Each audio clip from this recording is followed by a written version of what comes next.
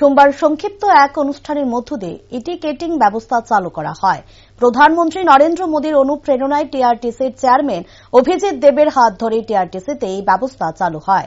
এই অনুষ্ঠানে চেয়ারম্যান ছাড়াও উপস্থিত ছিলেন ভাইস চেয়ারম্যান সমর রায়, টিআরটিসির ডিরেক্টর অশোক পাল সহ অন্যান্যরা। বক্তব্য রাখতে গিয়ে এক আধিকারিক বলেন, আমাদের দেশের প্রধানমন্ত্রী ডিজিটাল ইন্ডিয়া তৈরি করার জন্য 2015 সালের 1 জুলাই সারা দেশের কাছে আহ্বান রাখেন।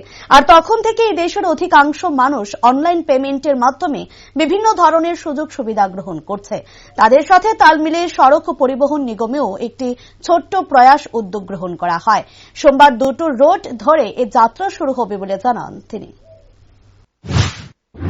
আপনারা সবাই জানেন যে আমাদের দেশের যশস্বী প্রধানমন্ত্রী নরেন্দ্র মোদীজি আজকে ডিজিটাল ইন্ডিয়ার আহ্বান রেখেছেন এবং 2015 সালের 1 জুলাই উনি সেই আহ্বান এই দেশের মানুষের সামনে উনি রেখেছিলেন এবং সেই আহ্বানের পর থেকে আমরা লক্ষ্য করেছি একটা সারা ভারতবর্ষ জুড়ে একটা বিপ্লব এসেছে ডিজিটাল ইন্ডিয়ার উপর এবং এই দেশের বর্তমানে অধিকাংশ মানুষ এখন অনলাইন পেমেন্টের মাধ্যমে আজকে তারা মার্কেটিং করছেন, বিভিন্ন ধরনের সুযোগ সুবিধা নিচ্ছেন।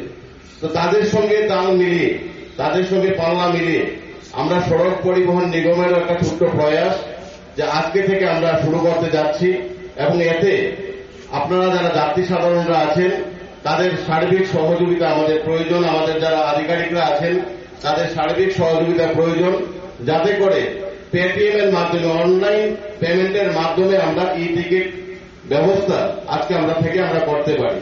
তো পরীক্ষামূলক হিসাবে আজকে থেকে আমরা দুটো বাসে অর্থাৎ দুটো রুটে আমাদের আগরতলা খোয়াই এবং আগরতলা সাবরুম যে দুটো রুট, সেই দুটো রুট থেকে আজকে থেকে আমাদের সেটা যাত্রা শুরু করছেন।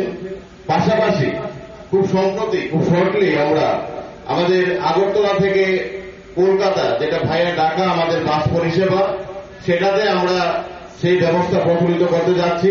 পাশাপাশি আরো যে গুরুত্বপূর্ণ রুটগুলো আমাদের আছে সেই গুরুত্বপূর্ণ রুটগুলোতে আমাদের এই ব্যবস্থা আমরা খুব সম্প্রতি চালু করব।